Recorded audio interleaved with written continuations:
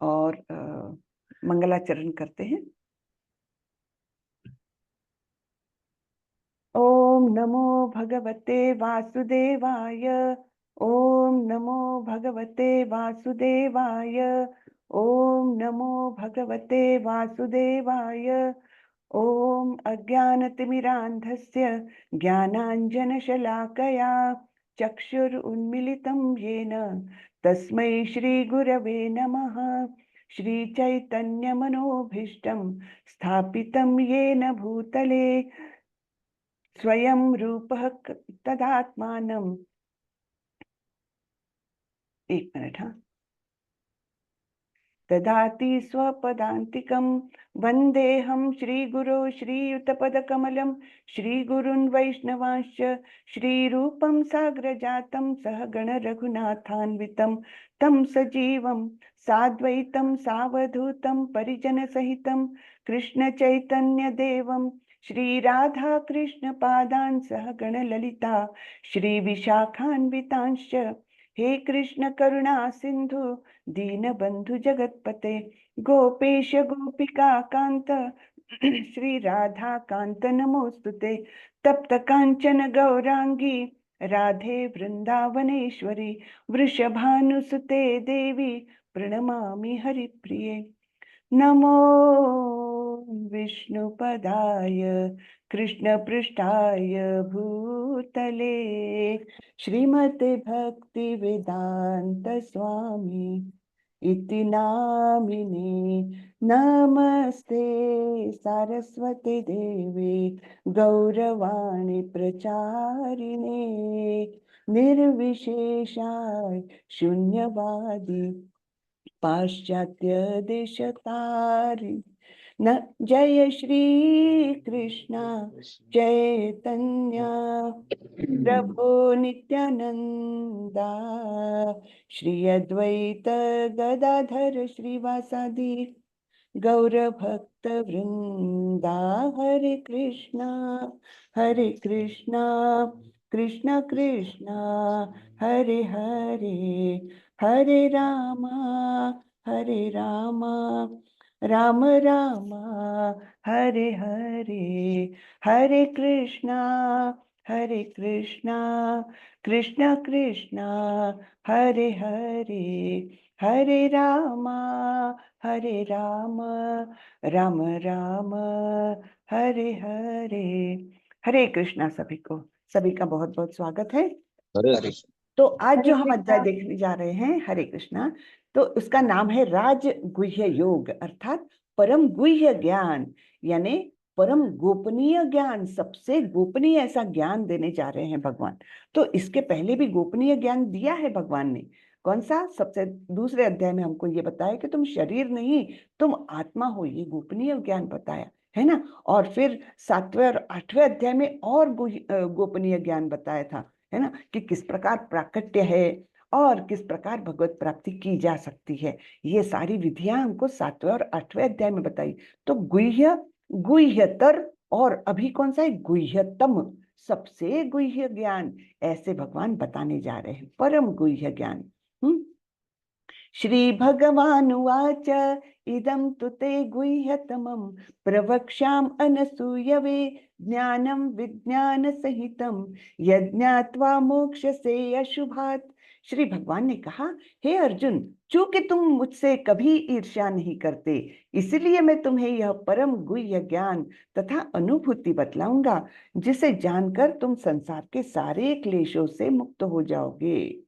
तो क्या बोल रहे हैं? क्योंकि तुम मुझसे ईर्ष्या नहीं करते। तो ईर्ष्या के बारे में हमने पहले भी चर्चा की है। ईर्ष्या यानी क्या? कि मुझे वो चीज तो पसंद है जो आपके पास है, लेकिन मुझे ये बात पसंद नहीं कि वो आपके पास है, वो मेरे पास क्यों नहीं है, है ना। इसको कहते हैं ईर्ष्या। तो ईर्ष्या ऐसा एक अवगुण है जो हमारे कई कई गुणों को ढक देता है। इसलिए ईर्ष्या का बार बार उल्लेख आता है। ईर्ष्या रहित मन जब रहेगा तब कहीं जाकर उसमें असली भक्ति का उदय होगा, अन्यथा नहीं। ईर्ष्या के साथ हम भक्ति, ये दोनों साथ में होना अत्यंत कठिन, नहीं हो सकता ये। ठीक है। तो भगवान इसलिए बोल रहे हैं क्योंकि तुम मुझसे कभी ईर्ष्या नहीं करते, इसलिए मैं तुम्हें यह परम गुह्य ज्ञान तथा अनुभूति बतलाऊंगा, जिसे जानकर तुम संसार के सारे क्लेशों से मुक्त हो जाओगे। कौन से प्रकार के क्लेश होते हैं संसार में? 3 प्रकार के क्लेश हैं। एक है अध्यात्मिका, दूसरा है अधिभौतिका, और तीसरा है अधिदैविका। तो अध्यात्मिका क्लेश क्या है? अध्यात्मिका क्लेश यानी हम अपने ही विचारों से अपने आप को क्लेश देते हैं। जैसे आप अभी आराम से बैठे हुए हैं और आपको बड़े सुखमय तरीके से बैठे हैं, बहुत अच्छी जगह पर है, सब वातावरण अच्छा है, और अचानक से आपको 5-10 साल पहले घटी हुई कोई घटना याद आ जाती है, जिसमें आपको किसी ने बहुत अपमानित किया था, आपको बहुत दुख हुआ था, या आपने किसी अपने प्रियजन को खो दिया था। ऐसी कोई दुखद घटना याद आ जाती है। तो अभी तो आप शरीर से सुखी हो, सब कुछ ठीक चल रहा है, लेकिन केवल आपके विचारों से आप उस क्षण में पहुंच जाते हैं, और फिर क्या होता है, आप उस दुख का अनुभव करते हैं। शरीर में थोड़ी सी कपकपी भी आती है, थोड़ा सा पसीना भी छूटता है कि उसने मुझे कैसे अपमानित किया था, क्यों किया था ऐसे, मैं तो इतना अच्छा सज्जन व्यक्ति हूँ और फिर भी उसने मुझे पब्लिकली ऐसा बोला, या और कोई घटना ऐसी याद आ जाती है ना। तो मन के द्वारा भी आप अपने आप को क्लेश दे रहे हैं, है ना। और फिर ऐसे ही होता है कि कोई घटना याद हो के हमको बहुत गुस्सा आता है तो थरथराने लगते हैं हम, तो क्या होता है, हमारे शरीर में भी चेंजेस आते हैं, है ना। तो इस प्रकार मानसिक क्लेश, कोई मनोरुग्ण भी होते हैं तो वो भी कैसे अपने आप को क्लेश देते हैं, ऐसे ऐसे विचार करके उन विचारों से बाहर नहीं आ सकते, वो मजबूरी हो जाती है उन लोगों की। तो लेकिन जो स्वस्थ लोग हैं वो भी ऐसे करते हैं कि जो बीत गई घटना उसको भी याद करके आज को वो बर्बाद कर देते हैं, करते हैं ना। ऐसा सबके साथ होता है। तो वो कौन सा क्लेश माना जाता है? अध्यात्मिका, आत्म को क्लेश देना, अध्यात्मिका। दूसरा है अधिभौतिका, तो दूसरा कोई जीव आकर आपको कष्ट दे, चाहे वो मच्छर ही ना हो, हाँ, मच्छर आकर के आपको काटे और आपको मलेरिया हो जाए, बड़ी तकलीफ हो जाए, हॉस्पिटल जाना पड़े, ये वो, तो क्या है वो क्लेश? वो अधिभौतिका तरीका का क्लेश है। या आपका पड़ोसी आकर के आपसे बहुत झगड़ा करे, आपको मारपीट कर ले, ये अधिभौतिका यानी दूसरा जीव आपको कष्ट दे रहा है। और तीसरे प्रकार का कष्ट होता है, क्लेश होता है, वो अधिदैविका, यानी प्रकोप से, देवता के प्रकोप से, प्रकृति के प्रकोप से, अचानक से बाढ़ आ गई, है ना, अचानक से अर्थक्वेक हो गया, अचानक से और कुछ मतलब ज्वालामुखी आ गया, या कुछ भी जो हमारे कंट्रोल में नहीं है ना। तो वो अधिदैविक। ऐसे 3 प्रकार के क्लेशों से जीव हमेशा पीड़ित रहता है, एक ना एक क्लेश उसके साथ रहता है। हम्म तो आप अपना भी एनालिसिस कर सकते हैं कि कैसे अलग अलग प्रकार के क्लेश आपके जीवन में आते रहते हैं। तो आप सोचिए, और इस प्रकार ये कौन से हैं क्लेश? 3 प्रकार के क्लेश, ये संसार में हम सभी को भुगतने ही पड़ते हैं। ठीक है, अब आगे हम देखते हैं, श्रीला प्रभुपाद हमको कुछ बता रहे हैं। श्रीला प्रभुपाद की जय। मैं आपको रिमाइंड करना चाहूंगी कि ये जो ऑनलाइन अभ्यासक्रम है, ये किसके माध्यम से हम सब तक आप लोगों तक पहुंच रहा है? ये हमारे इस्कॉन मैंगलुरु टेम्पल के सौजन्य से ये सब पहुंच रहा है। और इसकी शुरुआत कोरोना के समय से हुई है, और ये अभी तो बहुत प्रचंड रूप इसका हो चुका है। करीबन 10 लाख लोग टेम्पल से जुड़ चुके हैं ऑलरेडी। हाँ, तो ये हमारे नाम निष्ठादास प्रभु जी की संकल्पना है, और उन्हीं की प्रेरणा से ये सारा कार्यक्रम चलता है। इसमें हम लोग करीबन 2000 वॉलंटरीली हम लोग इसमें 2000 लोग हम लोग इसमें वॉलंटरीली सेवा दे रहे हैं, अलग अलग प्रकार की सेवाएं दे रहे हैं। आप लोगों में से कोई सेवा देना चाहता है तो निश्चित रूप से आप लोग भी कर सकते हैं, क्योंकि भगवत सेवा के समान तो कोई कार्य नहीं होता, है ना। तो कोई हम जो अलग अलग प्रकार की सेवाएं देते हैं उसमें टीचर्स है, एडमिन्स है, रिसाइटर्स हैं, है ना, ट्रांसलेटर्स हैं, फिर कंप्यूटर सॉफ्टवेयर डेवलपर्स हैं, फिर और अलग अलग प्रकार के हैं जो मतलब नए भक्तों को कोई समस्या आती है तो उनको ऑनलाइन समस्याएं सॉल्व करने के लिए है, श्लोका पढ़ाने वाले हैं, भजन पढ़ाने वाले हैं, ऐसे अलग अलग प्रकार की क्लासेस चलती हैं, और बहुत लोग इससे सेवा के माध्यम से भी जुड़े हुए हैं। ठीक है। तो मैं आप लोगों से ये करूंगी, जो भी चाहता है कोई सेवा देना, अगर किसी का रिसाइटेशन अच्छा है या किसी का ट्रांसलेशन मतलब बोलने की शैली अच्छी है, अलग अलग प्रकार से आप सेवा दे सकते हैं। एडमिन बनना चाहते हैं वो कर सकते हैं। तो सेवा के लिए भी जब आप दूसरे लेवल में जाएंगे तब आप लोगों को एक फॉर्म मिलेगा, आप उसमें अपनी वॉलंटरीली सेवा कुछ देना चाहते हैं तो दे सकते हैं। चलिए आगे बढ़ते हैं। इस प्रथम श्लोक का विशिष्ट महत्व है। इदम ज्ञानम, ये ज्ञान, यह ज्ञान शब्द शुद्ध भक्ति के द्योतक है जो 9 प्रकार की होती है। तो भक्ति की विधियां, इसको 9 विधा भक्ति कहते हैं। तो श्रवणम, कीर्तनम, स्मरणम, पाद सेवनम, अर्चनम, वंदनम, दास्यम, साख्य तथा आत्मसमर्पण, ये भक्ति की 9 स्टेजेस है। इसमें से कोई भी आप चुन सकते हैं। केवल श्रवणम करके भी कोई उत्तम भक्त बन सकता है, केवल कीर्तन करके भी कोई बन सकता है। तो इसमें से एक को भी टॉप मोस्ट लेवल से हम अपना सकते हैं, या एक से ज्यादा वो लेकर भी, बातें लेकर भी हम भगवान को पा सकते हैं, यानी भक्ति कर सकते हैं। ठीक है। श्रवण, कीर्तन, स्मरण, पाद सेवनम, अर्चनम, वंदनम, दास्यम, साख्य तथा आत्मसमर्पणम। भक्ति के इन 9 तत्वों का अभ्यास करने से मनुष्य आध्यात्मिक चेतना अथवा कृष्ण भावनामृत तक ऊपर उठ पाता है। इस श्लोक का अनसूयवे शब्द भी अत्यंत महत्वपूर्ण है। बहुश्रुत विद्वान भी भगवत गीता के विषय में अशुद्ध व्याख्या करते हैं, चूंकि वे कृष्ण के प्रति ईर्ष्या रखते हैं, अतः उनकी टीकाएं व्यर्थ होती है। तो इसलिए हम बार बार बोलते हैं ना, शुद्ध भक्त के द्वारा लिखी गई टीकाएं, उनका भाष्य वही पढ़ना चाहिए, अन्यथा वो कलुषित भाष्य अगर हम पढ़ेंगे तो हम योग्य भक्ति के मार्ग पर नहीं जा सकते। तो अनेक भाष्य लिखे गए हैं भगवत गीता पर, करीबन 800 भाष्य लिखे गए हैं। हाँ, लेकिन ऐसा है कि शुद्ध भक्त द्वारा लिखे गए भाष्य का अपना एक स्थान है, क्योंकि वो पवित्र होता है। जो गुरु शिष्य परंपरा से आया हुआ ज्ञान है वही विशुद्ध ज्ञान हमको मिलता है, अगर हमने भक्त भक्त से ये ज्ञान प्राप्त किया, जिसने गुरु शिष्य परंपरा से ज्ञान प्राप्त किया। ठीक है। लेकिन बहुतांश लोग जो है, भाष्य जो है वो कैसे लोगों ने लिखा है, जो विद्वान है, विद्वान होंगे, दार्शनिक होंगे, लेकिन भगवत गीता को समझने के लिए ये पर्याप्त नहीं है। हाँ, उसके लिए भक्त भी होना जरूरी है और गुरु शिष्य परंपरा के अंग होना भी जरूरी है।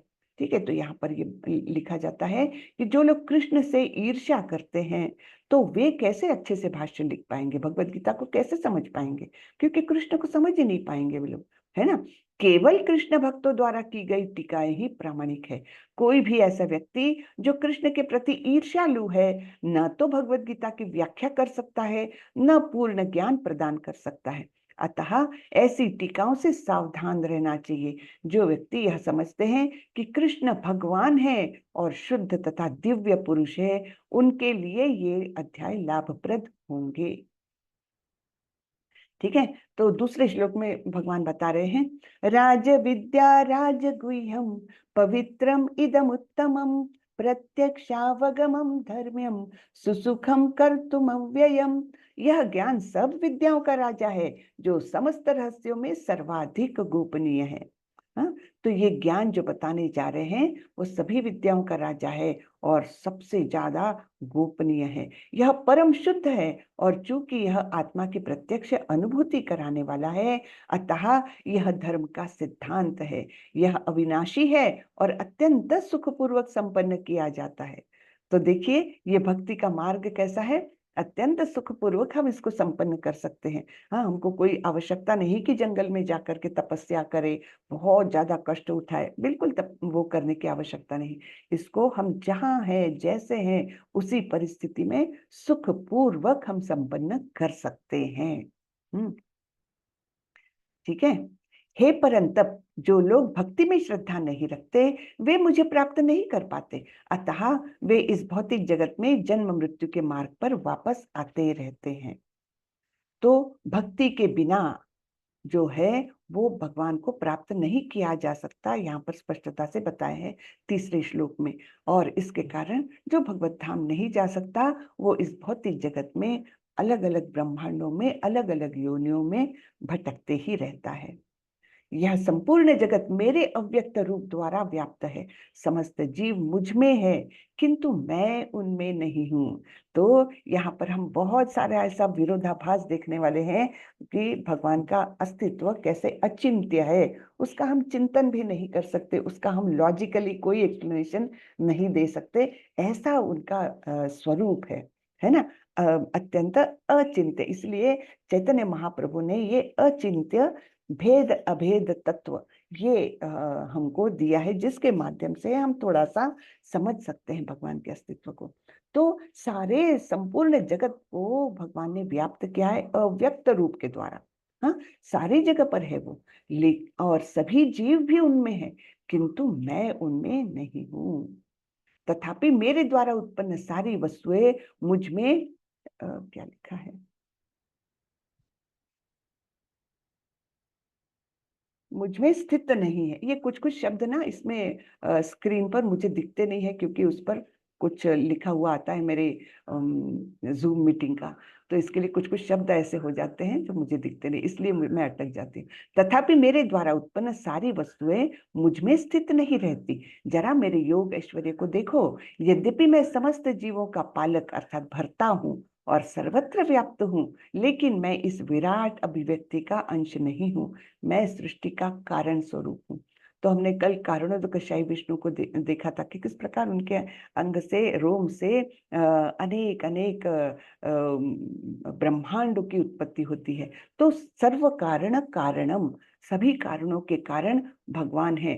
सृष्टि बनाते हैं, लेकिन वे उसके अंग नहीं होते। वो बना देते हैं और सर्वत्र व्याप्त भी रहते हैं, फिर भी वो उसके अंग, उनका अंश नहीं बनते हैं। ठीक है ना। तो मैं समस्त जीवों को पालक भी हूँ और सर्वत्र व्याप्त हूँ, लेकिन मैं इस अभिव्यक्ति का अंश नहीं हूँ, और केवल वे कारण स्वरूप अपने आप को रखते हैं। जिस प्रकार सर्वत्र प्रवाहमान प्रबल वायु सदैव आकाश में स्थित रहती है, उसी प्रकार समस्त उत्पन्न प्राणियों को मुझ में स्थित जानो। तो आकाश में क्या रहती है, प्रबल वायु यहाँ से वहां विचरण करती रहती है, सदैव आकाश में स्थित रहती है। उसी प्रकार यानी समस्त वस्तुएं क्या होता है फिर, उसी वायु के आकाश है, उसके अंदर प्रवाहमान वायु है ना, और समस्त वस्तुएं उसी में है। उसी प्रकार सभी वस्तुओं को, सभी प्राणियों को मुझ में स्थित जानो, यानी सारे प्राणी भी मुझ में उसी प्रकार स्थित है जैसे आकाश में वायु। संपूर्ण विराट जगत मेरे अधीन है। यह मेरी इच्छा से बारंबार स्वतः प्रकट होता रहता है और मेरी ही इच्छा से अंत में विनष्ट होता है। तो ब्रह्मा जी को हर ब्रह्मांड में बना देते होंगे, और ब्रह्मा जी के दिन के साथ सृजन होता है भौतिक जगत का, और ब्रह्मा जी की रात आती है, तब सब कुछ समाप्त करते हैं, सारे जीवों को अप्रकट अवस्था में, सुप्त अवस्था में कर लिया जाता है। तो ये भगवान बता रहे हैं कि संपूर्ण विराट जगत मेरे अधीन है। ये सब कुछ भगवान के आदेशानुसार ही चलता है, उनके आदेश के बाहर कुछ भी नहीं हो सकता। हम कहते हैं ना, पत्ता भी नहीं हिल सकता अगर भगवान की इच्छा ना हो तो, है ना। तो हर पत्ता जब हिलता है, उसके पीछे भी हमने समझना चाहिए कि भगवान का अप्रूवल है। तो जीवन में तो अनेक घटनाएं होती है ना। तब हमको लगता है कि ये क्या कर दिया मेरे साथ, मेरे साथ बड़े अन्याय करते हैं भगवान, है ना। मैं तो इतना अच्छा कार्य करता हूँ सब कुछ, लेकिन मुझे भगवान इस प्रकार के दुख क्यों झेलने पड़ते हैं, है ना। ऐसा हमको लगता है। लेकिन ये सब कुछ जो होता है जीवन में, ये मान के चलिए, ये समझ लीजिए कि भगवान के अप्रूवल के बिना कुछ भी नहीं होता। हम्म यह मेरी इच्छा से बारंबार स्वतः प्रकट होता रहता है और मेरी ही इच्छा से अंत में विनष्ट होता है। तो सारा ही जो एक तो छोटा प्रलय आता है विद इन ब्रह्मांड, ब्रह्मा जी का दिन और रात, और दूसरा एक महाप्रलय आता है जब कारणोदकशाही विष्णु उच्छ्वास लेते हैं और सारे ही ब्रह्मांडों को अपने अंदर कर लेते हैं, तब ब्रह्मा जी का भी अस्तित्व मिट जाता है, वो भी सुप्तावस्था में चले जाते हैं और फिर अल्टीमेटली आध्यात्मिक जगत में चले जाते हैं। तो इस प्रकार ये दो प्रकार के प्रलय हम देख सकते हैं। एक ब्रह्मांड के अंदर जो ब्रह्मा जी का दिन और रात करते हैं, और महाप्रलय होता तब सारे ही ब्रह्मांडों को कारणोदकशाई विष्णु के शरीर के अंदर समाविष्ट कर लिया जाता है। सारे जीव उस समय सुप्त अवस्था में, अव्यक्त अवस्था में आ जाते हैं। तो ये कारणोदकशाई विष्णु का चित्र बताया है। इस प्रकार लेटे रहते हैं और उनके रंध्रों से जो ब्रह्मांड निकलते हैं वो हम देख रहे हैं। और फिर ये जब श्वास बाहर निकालते हैं तब निकलते हैं, और फिर उच्छ्वास करते हैं तब सारे ब्रह्मांड उनके अंदर समा जाते हैं। मयाध्यक्षेण प्रकृतिः सूयते सचराचरं हेतुनानेन कौन्तेय जगद्विपरिवर्तते। हे कुंती पुत्र, यह भौतिक प्रकृति मेरी शक्तियों में से एक है और मेरी अध्यक्षता में कार्य करती है, जिससे सारे चर तथा अचर प्राणी उत्पन्न होते हैं। तो ये भौतिक प्रकृति भी एक शक्ति है भगवान की। भगवान के पास अनंत शक्तियां हैं, उसमें से भौतिक प्रकृति एक शक्ति है और भगवान के आदेशानुसार ही काम करती है। और इससे सारे चर और अचर प्राणी उत्पन्न होते हैं। हमने कल देखा था ना कि कैसे पराशक्ति से निर्मित जीव जब भौतिक प्रकृति के संसर्ग में आता है तो वो इस प्रकार का एक भौतिक देह प्राप्त करता है। अंदर जो आत्मा है वो पराशक्ति द्वारा निर्मित, और ये देह स्थूल देह और सूक्ष्म देह दोनों भी किससे बने हुए हैं? ये अपराशक्ति अर्थात उनकी निम्न तरीके की शक्ति। दो प्रकार की, मतलब इसी के नाम और भी अलग अलग है। पराशक्ति को अंतरंगा शक्ति भी कहा जाता है, और अपराशक्ति को जो निचले प्रकार की शक्ति है, भौतिक शक्ति है, उसको बहिरंगा शक्ति भी कहा जाता है। ठीक है, तो इस प्रकार से ये प्रकृति जो है वो भगवान की एक शक्ति है, केवल बहिरंगा शक्ति है। हाँ, और भगवान की अध्यक्षता में ही सारा कार्य होता है। और इसी के अंदर जब प्रकृति और पराशक्ति से निर्मित जीव एक दूसरे के संपर्क में आते हैं तब ये सारे प्राणी उत्पन्न होते हैं। इसके शासन में यह जगत बारंबार सृजित और विनष्ट होता है। तो यहाँ चर और अचर प्राणी कहे हैं। चर प्राणी तो हम जैसे लोग, मनुष्य भी है उसमें और अन्य प्राणी भी है। अचर प्राणी कौन से हैं? जो पेड़ पौधे जो है अपने से चल नहीं सकते, वो अचर प्राणियों में आते हैं। इस प्रकार सारा जगत बार बार सृजित होता है और फिर विनष्ट होते रहता है। अध्यक्षता किसकी है? स्वयं श्री कृष्ण भगवान की। अब जब भगवान इस धरती पर आते हैं तब क्या होता है? लोग उनके प्रकृति को नहीं जान सकते, उनके स्थायी स्वभाव को नहीं जान सकते। तब अवजानन्ति मां मूढ़ा मानुषीं तनुमाश्रितं परम भावम अजानन्तो मम भूत महेश्वरम। जब मैं मनुष्य रूप में अवतरित होता हूँ तो मूर्ख मेरा उपहास करते हैं, वे मुझ परमेश्वर के दिव्य स्वभाव को नहीं जानते। तो मूर्ख लोग तो भगवान को नहीं जान पाएंगे, है ना? और वो उपहास करते हैं, अरे ये तो गाय चराने वाला है, ये तो ऐसे ही कुछ जादू टोना दिखा देता है, गोपियों के साथ रास करता है, ये क्या बात हुई, है ना? इस प्रकार से कोई कोई बातें लेकर के वो उपहास करते भगवान का। लेकिन जो भक्त है वो उस रूप में भी भगवान को जान सकता है ना? जैसे ये भक्त है, ये जानता है कि यही पुरुषावतारों के भी कारण है, अर्थात कारणों कारणों के कारण है, समस्त कारणों के कारण। मोघाशा मोघ कर्माणो मोघ ज्ञाना विचेतसः राक्षसीम आसुरीम चैव प्रकृतिम मोहिनीश्रितः। जो लोग इस प्रकार मोहग्रस्त होते हैं वे आसुरी तथा नास्तिक विचारों के प्रति आकृष्ट रहते हैं। तो जो मोहग्रस्त होते हैं उनका आकर्षण कहाँ हो जाता है? क्योंकि वो भगवान की मजाक उड़ा रहे हैं, उनको समझ में ही नहीं आ रहा कि ये भगवान प्रत्यक्ष मनुष्य के रूप में यहाँ आए हुए हैं, वो नहीं जान पाते। और फिर आसुरी और नास्तिक विचारों के प्रति उनका आकर्षण बढ़ता है। इस मोहग्रस्त अवस्था में उनकी मुक्ति आशा, उनके सकाम कर्म तथा ज्ञान का अनुशीलन सभी निष्फल हो जाते हैं।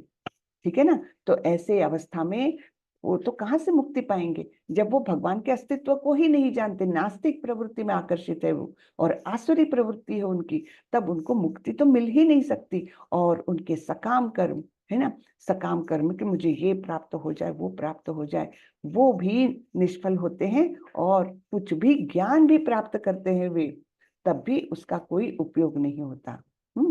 महात्मानस्तु मां पार्थ दैवीं प्रकृतिमाश्रिताः भजन्ति अनन्य मनसो ज्ञात्वा भूतादिम अव्ययम। हे पार्थ, मोह मुक्त महात्मा जन दैवी प्रकृति के संरक्षण में रहते हैं। वे पूर्णतः भक्ति में निमग्न रहते हैं, क्योंकि वे मुझे आदि तथा अविनाशी भगवान के रूप में जानते हैं। तो जो महात्मा लोग होते हैं, महान आत्माएं, है ना, जो भगवान के स्वभाव को, भगवान के स्वरूप को, उनके कार्यों के बारे में जिनको ज्ञान है और पूर्णतः भक्ति में लीन है, ऐसे महात्माओं की संरक्षण कौन करता है? दैवी प्रकृति। अब ये दैवी प्रकृति क्या है? इनको योग माया भी कहा जाता है। जैसे आप लोगों को याद होगा, जैसे जब भगवान श्री कृष्ण का जन्म हुआ था, तब इधर यशोदा मैया को भी एक कन्या रत्न हुई थी, है ना, और उस कन्या को फिर मथुरा में लाया गया और कंस ने उसको मारना चाहा, लेकिन वो तो हाथ से छटक करके आसमान में चली गई। वो थी योग माया। तो भगवान के कार्यों में सहाय करने के लिए बार बार जो आती है और भक्तों का संरक्षण जो करती है, वो योग माया है। और भक्ति में जो अवरोध निर्माण करती है, मोहित करने का काम करती है ना, इस दुर्ग से बाहर ना जाए, आध्यात्मिक जगत में ना जाए जब तक उसका पूर्ण शुद्धिकरण नहीं होता, वो सब देख रेख करने वाली जो है वो महामाया। तो योग माया और महामाया, ऐसी दो मायाएं हमेशा कार्यरत रहती है इस प्रकृति में। तो महात्मा जनों की रक्षा करती है योग माया। तो वे पूर्णतः भक्ति में निमग्न रहते हैं, क्योंकि वे मुझे आदि तथा अविनाशी भगवान के रूप में जानते हैं, भक्ति करते हैं। तो यहाँ पर हम एक चित्र देख रहे हैं। यहाँ पर हम देखते हैं एक माधवेंद्र पुरी नाम के महान भक्त हो चुके हैं, और वो मतलब सन्यासी तो पूर्णतः थे ही। यहाँ पर हम देख रहे हैं उनका दंड भी है, और वो जंगल में कहीं भी चले जाते थे और अपना भक्ति के उसमें रत रहते थे। किसी ने कुछ लाके दिया तो खाया, नहीं तो नहीं, इस प्रकार की उनकी साधना थी। तो एक बार ऐसे जंगल में बैठे थे, 3 दिन तक किसी को पता ही नहीं चला गांव वालों को कि कोई महात्मा आए हुए हैं जंगल में, इसलिए किसी ने कुछ लाके भी नहीं दिया। अब ये तो हम अपनी ही धुन में भक्ति में रत थे। तो भगवान को स्वयं चिंता हो गई, और भगवान ने क्या किया, फिर एक ग्वाल बाले का रूप लिया और वहां पर आए और बोले, महात्मा जी, ये मैंने थोड़ा सा दूध लाया है आपके लिए, ये आप ग्रहण कर लीजिए। तो माधवेंद्र पुरी ने कुछ देखा नहीं, कुछ नहीं, वो ले लिया और फिर अपने भजन में लग गए। हाँ, और फिर थोड़ी देर के बाद उन्होंने वो दूध पिया, मटका वहीं पर रख दिया, और फिर जब रात को सो गए, तब कृष्ण उनके सपने में आए और बोले, माधवेंद्र, आपने मुझे पहचाना नहीं, मैं आया था। बोले, प्रभु आप आए थे? कब आए थे? मैंने कैसे नहीं देखा आपको? तो बोले, मैं तुमको जो दूध देने आया था ना लड़का, मैं वही था। तब उनको इतना दुख हुआ, अरे भगवान समक्ष आए मेरे, प्रत्यक्ष मुझे दर्शन देने आए और मैंने उनको पहचाना भी नहीं। उनको बहुत दुख हुआ, और फिर दौड़ कर गए वे, और उसी पेड़ के नीचे जो मटका रखा हुआ था उसको उन्होंने बारीक बारीक टुकड़ों में किया और अपने गमछे में बांध लिया, और फिर रोज उसका छोटा सा मिट्टी का कण वो प्रसाद के स्वरूप में हमेशा लेते रहे। तो ये यानी महात्मा जनों का रक्षण करने के लिए भगवान स्वयं भी आते हैं, योग माया के द्वारा भी उनको संरक्षण देते हैं, है ना। तो ऐसे मतलब महात्माओं को कभी वो तकलीफ नहीं होने देते। सततं कीर्तयन्तो मां यतन्तश्च दृढव्रतः नमस्यन्तश्च मां भक्त्या नित्ययुक्ता उपासते। ये महात्मा मेरी महिमा का नित्य कीर्तन करते हुए, दृढ़ संकल्प के साथ प्रयास करते हुए, मुझे नमस्कार करते हुए भक्ति भाव से निरंतर मेरी पूजा करते हैं। तो महात्माओं का क्या क्या काम होता है, जैसे यहाँ पर प्रभुपाद जी को दिखाया है ना, एकदम कीर्तन करने में तल्लीन हो गए हैं, नित्य कीर्तन करते हुए, दृढ़ संकल्प के साथ प्रयास करते हुए। हाँ, दृढ़ संकल्प, चाहे कितनी भी अड़चने आ जाए रास्ते में, लेकिन जो उन्होंने निर्धारित किया हुआ लक्ष्य है उसके ओर वे हमेशा अग्रसर होते रहते हैं। और मुझे नमस्कार करते हुए, है ना, बारंबार प्रणाम करते हैं भक्त लोग, कभी आलस नहीं करते कि अरे अभी तो इस मंदिर में गया था, वहां पर मैंने कृष्ण को प्रणाम किया है, अब दूसरी जगह पर क्यों जा प्रणाम करना है। आलस नहीं करते वो, है ना, बार बार भगवान को नमस्कार करते हैं और भक्ति भाव से निरंतर मेरी पूजा करते हैं। हाँ, उनकी पूजा में कभी अंतर नहीं आता। फिर पिताहमस्य जगतो माता धाता पितामहः वेद्यम पवित्रमोंकार रुक्साम यजुरेव च। मैं इस ब्रह्मांड का पिता, माता, आश्रय तथा पितामह हूँ। मैं ज्ञेय अर्थात जानने योग्य, शुद्धिकर्ता तथा ओंकार हूँ। मैं ऋग्वेद, सामवेद तथा यजुर्वेद भी हूँ। तो भगवान अभी बता रहे हैं, जैसे 7वें अध्याय से उन्होंने चालू किया है कि उनका प्राकट्य कहाँ कहाँ पर हम देख सकते हैं। तो यहाँ पर तो बता रहे हैं कि इस ब्रह्मांड का मैं पिता, माता, आश्रय और पितामह भी हूँ। तो पिता, माता, आश्रय यहाँ तक तो हम समझ सकते हैं, हम डायरेक्टली ये कर सकते हैं, लेकिन पितामह क्यों बोला हुआ है? क्योंकि वे ब्रह्मा जी के भी निर्माता है और वैसे सृष्टि के सृजनकर्ता कौन है? ब्रह्मा जी। इसलिए मैं पितामह भी हूँ, ऐसा भगवान बोल रहे हैं। मैं ज्ञेय यानी जानने योग्य, ज्ञान का उद्देश्य केवल मुझे जानना यही होना चाहिए, ये बता रहे हैं। बाकी सारा ज्ञान तो व्यर्थ है। ज्ञान वही जो मेरे बारे में जानकारी आपको दिलाए, वही ज्ञान है। तो जानने योग्य मैं ही हूँ, शुद्धि करता। भगवान के पास जो भी जाए वो अपने आप शुद्ध हो जाता है, सारे पाप क्षालन हो जाते हैं, है ना। तो ये इस प्रकार से शुद्धि करता, उसके मन का मैल सारा मिट जाता है। जैसे जैसे हम भक्ति में बढ़ते हैं, मैंने कल स्टेजेस बताई थी ना, श्रद्धा, साधु संगा, भजन क्रिया, अनर्थ निवृत्ति। तो अनर्थ निवृत्ति की जो स्टेज है वो शुद्धिकरण ही है ना। हमारे अंदर के सारे पापी इच्छाएं, हमारे अंदर की सारी दुर्भावनाएं, है ना, किसी के प्रति ईर्ष्या, किसी के प्रति मतलब काम, क्रोध, लोभ, मोह, मद, मत्सर, ये जो हमारी षड रिपु है उनको निकालता है ना। तो इस प्रकार से शुद्धि करता है, ये भक्ति के माध्यम से होता है। शुद्धि करता भी भगवान ही है।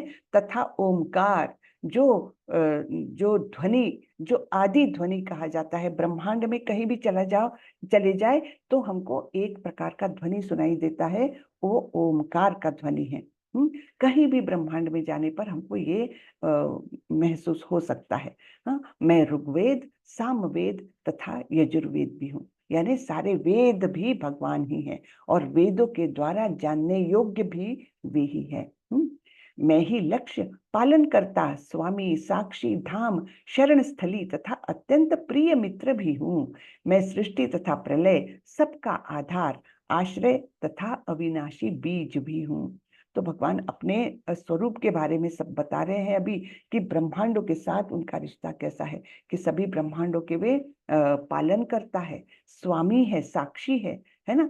तो जो कुछ होता है वे उसके साक्षी होते ही हैं, क्योंकि वे संपूर्ण रूप से हर जीव के अंदर और इवन हर एटम में है ना, अणु में भी वे परमाणु बन के स्थित है। तो इस प्रकार वे हर चीज के साक्षी भी होते हैं। और सबसे पवित्र धाम, भगवत धाम के समान तो और कुछ नहीं है ना। तो ये धाम भी वही है, शरण स्थली भी वही है, उनके ही शरण में हमने जाना चाहिए। कल किसी ने वो डाला हुआ है, देखिए व्हाट्सएप ग्रुप में डाले हैं ना, शरणागति के बारे में मैंने जब बताया था, वो कल किसी ने डाला है। क्या है उसमें? अनुकूलस्य संकल्पो प्रतिकूलस्य वर्जनम, फिर रक्षस्यातिथि विश्वासो भोक्तृत्वे वर्णम तथा फिर आत्म क्या है, षड्विधा शरणागति, एक फिर से भूल गई मैं। हाँ, तो उस प्रकार 6 स्टेजेस बताई है शरणागति की, है ना। 6 स्टेजेस नहीं बोल सकते, 6 उसके क्वालिटीज बताई है कि किस प्रकार से ये सब करने पर कहीं हम पूर्ण रूप से शरण होते हैं भगवान के। तो मैं सृष्टि तथा प्रलय, सबका आधार, आश्रय तथा अविनाशी बीज भी हूँ। हे अर्जुन, मैं ही ताप प्रदान करता हूँ और वर्षा को रोकता तथा लाता हूँ। मैं अमरत्व हूँ और साक्षात मृत्यु भी हूँ। तो सभी कुछ मतलब विरोधाभास जो है हम सभी जगह पर देख सकते हैं कि अमरता भी वही प्रदान कर सकते हैं और साक्षात मृत्यु भी वे स्वयं ही है। आत्मा तथा पदार्थ अर्थात सत्य और असत। सत्य यानी क्या? सत्य यानी जिसका विनाश नहीं होता, अविनाशी, इटर्नल जिसको कहते हैं, वो सत्य कहलाता है। तो आत्मा ऐसी ही है, अविनाशी स्वरूप है उसका। और पदार्थ जो है वो असत्य है, अर्थात उसका नाश हो सकता है, टेम्पररी उसका अस्तित्व होता है। तो सत्य और असत्य दोनों भी मुझ में है। तो आत्मा और पदार्थ। और आगे जानकर हम देखने वाले हैं कि ज्ञान किसे कहा है भगवान ने? जो आत्मा और पदार्थ इसके फर्क को जानता है, इसकी भिन्नता को जानता है और अपना स्वरूप आत्मा स्वरूप जान करके जो कार्य कर सकता है वही ज्ञानी कहा गया है। तो ये दो चीजें हमको हमेशा याद रखनी है। आत्मा कैसी है? सत्य स्वरूप है उसका, इटर्नल है, अविनाशी है। और पदार्थ जो है वो टेम्पररी है। और हमारा होता क्या है, हम स्वयं अविनाशी होते हुए भी हम हमारी पूरी ममता लगा देते हैं असत पदार्थों में, है ना। ये मेरा घर, ये मेरा पैसा, ये मेरा परिवार, ये सब कुछ क्या है? असत, क्योंकि ये हमारे देह से जुड़े हुए हैं बातें, इसलिए असत है। तो ये इसकी भिन्नता करना हमको आना चाहिए कि सत्य क्या है और असत्य क्या है। और सत्य का सत्य में ही हमने अपना पूरा ध्यान केंद्रित करना चाहिए, तब हम असत्य से विरक्त हो सकेंगे। जब हम भक्ति करेंगे, भगवान के बारे में सोचेंगे, तब धीरे धीरे असत्य चीजों से हमारी विरक्ति बढ़ती जाएगी।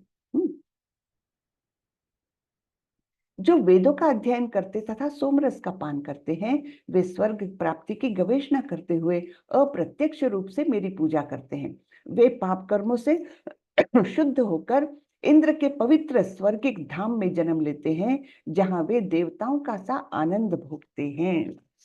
ठीक है। तो यहाँ पर क्या बताया है कि ज्ञानी लोग जो वेदों का अध्ययन करते हैं, सोमरस का पान करते हैं, ये एक प्रकार का पवित्र कार्य एक बताया गया है। ये कोई इससे सोमरस जिसको मिस इंटरप्रिट किया जाता है कि किसी प्रकार का लिकर, वैसा नहीं है। ये एक अत्यंत पवित्र फल का रस कहा जाता है। तो जिससे कि आयु बढ़ती है, स्वास्थ्य बढ़ता है। तो ऐसे सोमरस का पान करते हैं, वे स्वर्ग प्राप्ति की इच्छा रखते हैं। हाँ, उनकी मर्यादा कहाँ तक है, उनकी सोच कहाँ तक है? केवल स्वर्ग प्राप्ति तक। लेकिन स्वर्ग कहाँ है? इस भौतिक जगत में, है ना। तो जो ज्ञानी लोग हैं और इस प्रकार से पवित्र काम भी करते हैं, उनकी भी मर्यादा वही है कि स्वर्ग प्राप्ति। हम लोग कई बार बोलते हैं ना, हाँ इनको तो निश्चित रूप से ये तो स्वर्ग में चले गए। हमारी संकल्पना केवल उतनी ही मर्यादित है, स्वर्ग और नरक। लेकिन एक्चुअली स्वर्ग तो इसी भौतिक जगत में है, ज्यादा उससे कुछ फायदा नहीं है। हाँ, अप्रत्यक्ष रूप से मेरी पूजा करते, अप्रत्यक्ष रूप से, प्रत्यक्ष करना चाहिए ना। तो वे पाप कर्मों से शुद्ध होकर इंद्र के पवित्र स्वर्गिक धाम में जन्म लेते हैं।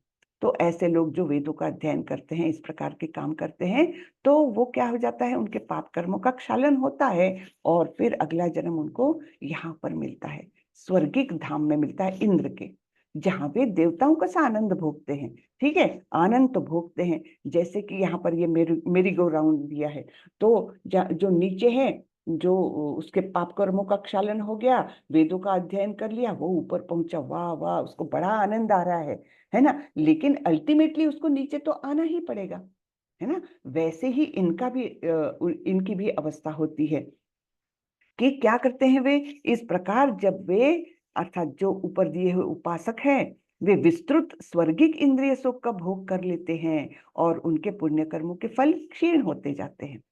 तब वे मृत्युलोक में पुनः लौट आते हैं। इस प्रकार जो तीनों वेदों के सिद्धांतों में दृढ़ रहकर इंद्रिय सुख की गवेषणा करते हैं, उन्हें जन्म मृत्यु का चक्र ही मिल पाता है। तो यानी हम एक व्यक्ति का इमेजिन करें कि उसके पास बड़ा भारी बैंक बैलेंस है, उसके पिता ने उसके लिए बहुत बड़ा भारी बैंक बैलेंस करके रखा है, तब उसको तो काम करने की जरूरत ही नहीं है ना। बड़ा आनंद मनाएगा वो और पैसे खर्च करता रहेगा। ठीक है, तब तक तो हमको लगेगा अरे वाह, ये तो कितना मस्त पैसा खर्च कर रहा है। लेकिन कभी ना कभी ऐसा समय आएगा कि उसका बैंक बैलेंस जीरो हो गया, तब वो कहाँ आ जाएगा, एकदम रास्ते पर। बिल्कुल वैसा ही ये जो इंद्रिय सुख की इच्छा रख करके स्वर्ग लोक की प्राप्ति की इच्छा रखते हैं, उसके लिए वेदाध्ययन करते हैं, अन्य अच्छे कार्य करते हैं, उनकी स्थिति है। जाते हैं वो इंद्रलोक तक, स्वर्ग लोक तक, वहां सुख भोगते हैं, लेकिन फिर आना ही पड़ता है उनको मृत्यु लोक में, जहां फिर से पुनरपि जननम पुनरपि मरणम ये होते ही रहता है। ठीक है ना। जैसे यहाँ पर ये साइकिल का उदाहरण दिया है, तो वो यहाँ पर स्लोप पर है, तब तक उसको बड़ा आनंद आ रहा है कि पेडल भी नहीं मारना पड़ रहा है, कितना सुख ही सुख है। स्लोप पर है तब तक, लेकिन एक समय आएगा जब चढ़ाव पर आ जाएगा, तब फिर उसके कष्टप्रद वो चालू ही होने हैं, मतलब उससे छुटकारा नहीं है। हाँ, अनन्याश्चिन्तयन्तो माम ये जनाः पर्युपासते तेषां नित्याभियुक्तानां योगक्षेमं वहाम्यहम्। किंतु जो लोग अनन्य भाव से मेरे दिव्य स्वरूप का ध्यान करते हुए निरंतर मेरी पूजा करते हैं, उनकी जो आवश्यकताएं होती है उन्हें मैं पूरा करता हूँ, और जो कुछ उनके पास है उसकी मैं रक्षा करता हूँ। तो योगक्षेमम वहाम्यहम्, इसकी किसकी टैगलाइन है ये पता है ना? LIC की, योगक्षेमम वहाम्यहम्, उन्होंने यहाँ से ली है ये टैगलाइन उनकी। तो भगवान क्या बोलते हैं, जो स्वर्ग की गवेषणा करते हैं उनका तो जो जो कुछ फायदा है वो टेम्पररी है, लेकिन भगवान बोलते हैं जो अनन्य भाव से मेरे दिव्य स्वरूप का ध्यान करते हैं, मेरी पूजा करते हैं, तो उनकी सारी आवश्यकताएं मैं पूरी कर देता हूँ, उनके पास जो है उसकी रक्षा करता हूँ, और जो उनको चाहिए है वो मैं देता हूँ। ठीक है ना। तो इस प्रकार से पर्सनली भगवान ऐसे भक्तों का ध्यान रखते हैं, पर्सनली मैं पूरा करता हूँ। ये भी एक मतलब बहुत अच्छी बात है। देखिए, आपने नोटिस करना चाहिए, मैं पूरी करवाता हूँ ये भी बोल सकते थे भगवान, लेकिन मैं पूरी करता हूँ ऐसा बोला है। हाँ, और उनके पास जो है उसकी मैं रक्षा करता हूँ। तो इसके लिए एक कथा मैं बताना चाहूंगी। एक यमुनाचार्य नाम के बहुत महान संत होके गए, तो एक बार वो ऐसे भाष्य लिख रहे थे भगवत गीता पर, और गृहस्थ थे, घर में पत्नी थी, और जैसे ब्राह्मणों का ज्यादातर होता है, घर में दरिद्रता थी। तब हुआ क्या, एक बार यही श्लोक पर आए, इसी श्लोक पर आए, और वे भाष्य लिखने लग गए। और उन्होंने पहले तो ऐसा लिखा कि मैं पूरा करता हूँ, हाँ, और मैं रक्षा करता हूँ, ये लिखा उन्होंने। फिर उन्होंने सोचा इतने से काम के लिए क्या भगवान ये करेंगे, वो मैंने लिखना चाहिए मैं पूरा करवाता हूँ और मैं रक्षा करवाता हूँ। ऐसे करके उन्होंने पहले जो लिखा था उस पर ऐसे ऐसे उन्होंने वो काट दिया, और फिर ये वाक्य लिखे कि मैं करवाता हूँ, मैं रक्षा करवाता हूँ, मैं पूरा करवाता हूँ। फिर उस समय फिर उनका स्नान का समय हो गया, तो वो चले गए नदी पर। उनकी पत्नी थी घर में, और उस समय घर में ऐसी परिस्थिति थी कि खाना बनाने के लिए कुछ नहीं था। अब उसी समय दो बच्चे आए, बहुत सुंदर बच्चे आए, युवा, और खूब सारा घर का सामग्री लेकर आए, और बोले कि माता जी ये हमने लाया है सामान, आपके जो जो आवश्यकता थी सब कुछ ले आए हैं। तो वो बड़ी प्रसन्न हुई, अरे वाह किसने भेजा है? तो बोले हाँ, आपके पति ने ही भेजा हुआ है। तो बोले पति ने भेजा हुआ है, अच्छा तो आप रुकिए। तो नहीं नहीं, बोले हम जाते हैं, क्योंकि आपके पति जो है ना हमको बहुत मारा है उन्होंने। तो उनकी पत्नी को बड़ा आश्चर्य हुआ, ये कैसे हो सकता है, मेरे पति ने किसी को मारा है? तो बोले कहाँ मारा है, क्यों मारा है? तो बोले देखिए हमारे पीठ पर कितने जोर से उन्होंने हमको मारा है। तो उधर भी ऐसे दो लाइंस थी दोनों की पीठ पर। और फिर वो बोले हमको तो आपके पति से बड़ा डर लगता है, हम तो चले जाते हैं।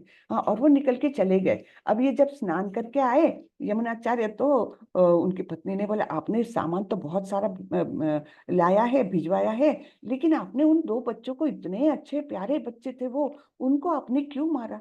तो ये बड़े अचंभा करने लग गए, मैंने किसको मारा? ना मैंने सामान भिजवाया, ना मैंने किसी बच्चों को मारा। तो ये क्या बात हो रही है? उनको कुछ समझ में नहीं आ रहा, वो सोचते रह गए ऐसे कैसे हुआ। और बराबर जो जो घर में नहीं था वो सब कुछ था उस थैलियों में।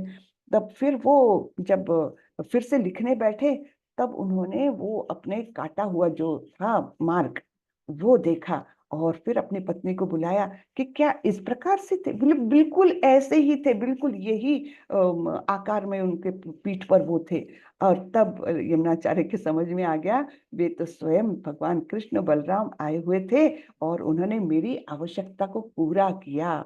हाँ, और इस प्रकार से उनको दुख हुआ है कि मैंने जो पहले लिखा था उसको काट करके आवश्यकता पूरी करवाता हूँ, ये जो लिखा है वो उनको पसंद नहीं आया है ना। और तब उन्होंने भगवान से माफी मांगी और अपना जो वो था भाष्य था उसको ठीक किया।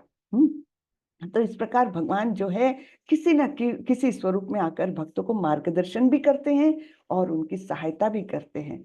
तो यहाँ पर बहुत सुंदर तरीके से उन्होंने उस भक्त की सहायता भी की और मार्गदर्शन भी किया आगे के लिए। अब यहाँ देवताओं के विषय में कुछ आता है। ये प्यन्य देवता भक्ता यजन्ते श्रद्धयान्वितः तेपि मामेव कौन्तेय यजन्ति अविधि पूर्वकम। हे कुंती पुत्र, जो लोग अन्य देवताओं के भक्त हैं और उनकी श्रद्धा पूर्वक पूजा करते हैं, वास्तव में वे भी मेरी ही पूजा करते हैं, किंतु वे यह त्रुटिपूर्ण ढंग से करते हैं। त्रुटिपूर्ण ढंग से। तो डायरेक्टली भगवान की पूजा करें ना, देवताओं के माध्यम से क्यों, वे त्रुटियां हो जाती है। ठीक है, तो त्रुटिपूर्ण ढंग से वो भगवान की पूजा हो जाती, क्योंकि अल्टीमेटली देवता लोग भी कौन है, भगवान के ही तो अंग स्वरूप है, अंश स्वरूप है। तो उनकी भी पूजा होती है। तो ठीक है, वैसे तो इनडायरेक्टली भगवान की ही पूजा होती है, लेकिन वो त्रुटिपूर्ण ढंग से, है ना। जैसे यहाँ पर अलग अलग वो बताया हुआ है, यहाँ इसको बल चाहिए, शक्ति चाहिए तो सूर्य देव की उपासना कर रहे हैं, है ना। किसी को ज्ञान चाहिए तो सरस्वती की उपासना हो रही है ना। किसी को अच्छी सुंदर पत्नी चाहिए तो उमा देवी की उपासना हो रही है। तो ये सब होता क्या है, ये इनडायरेक्ट भगवान की ही पूजा है। तो भगवान बोलते हैं डायरेक्टली मेरे पास आओ ना, ये इनडायरेक्ट वे में क्यों ऐसे कर रहे हैं। फिर यान्ति देवव्रता देवान पितृन्यान्ति पितृव्रतः भूतानि यान्ति भूतेजा यान्ति मद्याजिनोपि माम। जो देवताओं की पूजा करते हैं वे देवताओं के बीच जन्म लेंगे, जो पितरों को पूजते हैं वे पितरों के पास जाते हैं, जो भूत प्रेतों की उपासना करते हैं वे उन्हीं के बीच जन्म लेते हैं, और जो मेरी पूजा करते हैं वे मेरे साथ निवास करते हैं। ठीक है, तो यहाँ पर स्पष्टता से बताया है भगवान ने क्या फर्क है। कोई लोग बोलते हैं ना, अरे क्या फर्क पड़ता है, सभी एक जैसे तो है, भगवान शिव की कर लो या और किसी की कर लो, है ना, गणपति की कर लो, क्या फर्क पड़ता है, अल्टीमेटली तो सब एक ही है। लेकिन ये संकल्पना भगवान यहाँ पर बिल्कुल उसका निषेध कर रहे हैं। किस प्रकार से, तुम जिस देवता की पूजा करोगे उसी देवताओं के बीच जाओगे तुम, है ना। फिर पितरों को पूजोगे, पितरों के पास जाओगे, भूत प्रेतों की पूजा करोगे, उपासना करोगे, उनके पास जाओगे। लेकिन जो मेरी पूजा करेगा वो मेरे साथ रहेगा। अर्थात भगवान का धाम कैसा है, अविनाशी स्वरूप का आध्यात्मिक जगत में है, बाकी सब कुछ भौतिक जगत में है ना। केवल भगवान के वैकुंठ प्लैनेट्स और गोलोक वृंदावन धाम और अन्य जो उनके स्वांशों के धाम है, जैसे साकेत धाम है रामचंद्र जी का, और अलग अलग धाम होते हैं उनके स्वांशों के, उन धामों का अस्तित्व है वो आध्यात्मिक जगत में है। बाकी सब कुछ भौतिक जगत में है, जहाँ पर कुछ भी वो नहीं है, शाश्वत नहीं है। हाँ, अशाश्वत है सब कुछ। तो यहाँ पर हम एक उदाहरण देख सकते हैं, प्रभुपाद जी ये उदाहरण बताते हैं कि हम जिस जगह का टिकट लेंगे और जिस ट्रेन में बैठेंगे वही तो हमारा गंतव्य होगा। ऐसा हम बोल सकते हैं क्या, हम कोई भी टिकट ले और कोई भी ट्रेन में बैठे फिर भी हम दिल्ली पहुंचेंगे, ऐसा तो नहीं होता ना। वैसे ही किसी भी देवता की पूजा करना और भगवान की पूजा करना ये एक जैसा नहीं होता। तो ये सतोगुणी लोग जो है वो देवताओं की पूजा करते हैं, रजोगुणी यक्ष राक्षसों की पूजा करते हैं। हमने इसमें देखा हुआ है पिछले अध्यायों में कि किस प्रकार रजोगुणी लोग जो कुछ प्राप्ति की इच्छा से ही हर काम करते हैं, सकाम कर्म ही रहता है उनका। तो कोई समाज में कोई अच्छा उच्च विभूषित ऐसा कोई व्यक्ति हो, चाहे मिनिस्टर हो या उच्च का अधिकारी हो, तो ऐसे लोग उनकी बड़ी चापलूसी करते हैं, रजोगुणी लोग।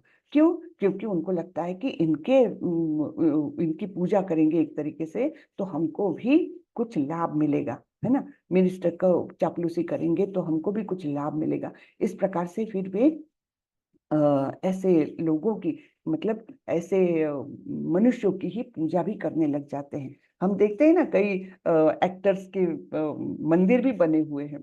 तो ये कौन करता है? ये रजोगुणी लोग करते हैं। और तमोगुणी लोग तो फिर तांत्रिक मांत्रिक के चक्कर में भूत प्रेतों की पूजा करते हैं, तो वे उन्हीं के स्थान पर जाएंगे। ऐसा गंतव्य निश्चित किया हुआ है भगवान ने।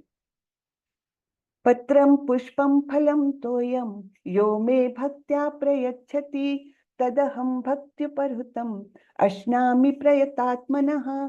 यदि कोई प्रेम तथा भक्ति के साथ मुझे पत्र पुष्प फल या जल प्रदान करता है तो मैं उसे स्वीकार करता हूँ। तो भगवान यहाँ पर कितनी बड़ी बात बता रहे हैं कि मुझे क्या चाहिए? क्या भगवान के पास कोई चीज की कमी है? बिल्कुल नहीं, वो तो संपूर्ण ऐश्वर्य से युक्त है ना। तो उनको क्या चाहिए? उनको केवल चाहिए प्रेम और भक्ति। हम्म तो प्रेम और भक्ति से कोई गरीब से गरीब व्यक्ति भी उनको कम से कम एक तुलसी का पत्ता तो दे सकता है, कुछ नहीं तो पानी तो दे सकता है, लेकिन भक्ति और प्रेम के साथ। तो ऐसा दिया हुआ भोग भगवान ग्रहण करते हैं, मैं स्वीकार करता हूँ बोल रहे हैं। तो इसका अर्थ ये नहीं कि हम तो अपने घर में बहुत अच्छे अच्छे पकवान बनाएं और भगवान को बस पानी पिला के छोड़ दे, ये नहीं होता है ना। अपनी क्षमता से अधिक करना चाहिए भगवान के लिए, तो ठीक है ना। तो अच्छे से अच्छा उनको भोग चढ़ाना चाहिए, क्योंकि भगवान तो एक समझ लीजिए सभी सृष्टि के सम्राट है वो तो एक तरीके से। तो सम्राट को क्या हम ऐसी छोटी मोटी चीज भोग में चढ़ाएंगे? नहीं, कम से कम जो हमारा जो नित्य का खाना है उसी को बहुत अच्छे तरीके से रख करके बहुत प्रेम और भक्ति से भगवान को चढ़ाना चाहिए। और हमने तीसरे अध्याय में देखा था ना कि अगर भगवान को भोग चढ़ाए बिना हम किसी चीज का ग्रहण करते हैं तो हम पाप खाते हैं, है ना। इसलिए ये महत्वपूर्ण है कि हर चीज ग्रहण करने के पहले भगवान को भोग चढ़ाएं। तो यहाँ पर महत्व है प्रेम और भक्ति का। जो भी अर्पण करे भगवान को प्रेम और भक्ति के साथ। यत् करोषि यदश्नासि यज्जुहोषि ददासि यत् तपस्यसि कौन्तेय तत्कुरुष्व मदर्पणम। हे कुंती पुत्र, तुम जो कुछ करते हो, जो कुछ खाते हो, जो कुछ अर्पित करते हो या दान देते हो और जो भी तपस्या करते हो उसे मुझे अर्पित करते हुए करो। हम्म तो हमको जब भौतिक जगत में रहना है तब हमको कुछ ना कुछ कर्म करने पड़ेंगे, लेकिन जो कुछ करते हो मुझे अर्पित करते हुए करो। जो कुछ खाते हो मुझे अर्पित करके खाओ। जो कुछ अर्पित करते हो किसी उसको, या दान भी देते हो, है ना, दान भी देने के पहले भगवान का स्मरण करके दान दो। और तपस्या भी करते हो तो मुझे अर्पित करते हुए करो, है ना। तो जो भी करना है भगवान को अर्पण करके करना है कार्य। समोहम सर्वभूतेषु न मे द्वेषोऽस्ति न प्रियः ये भजन्ति तु मां भक्त्या मयि ते तेषु चाप्यहम्।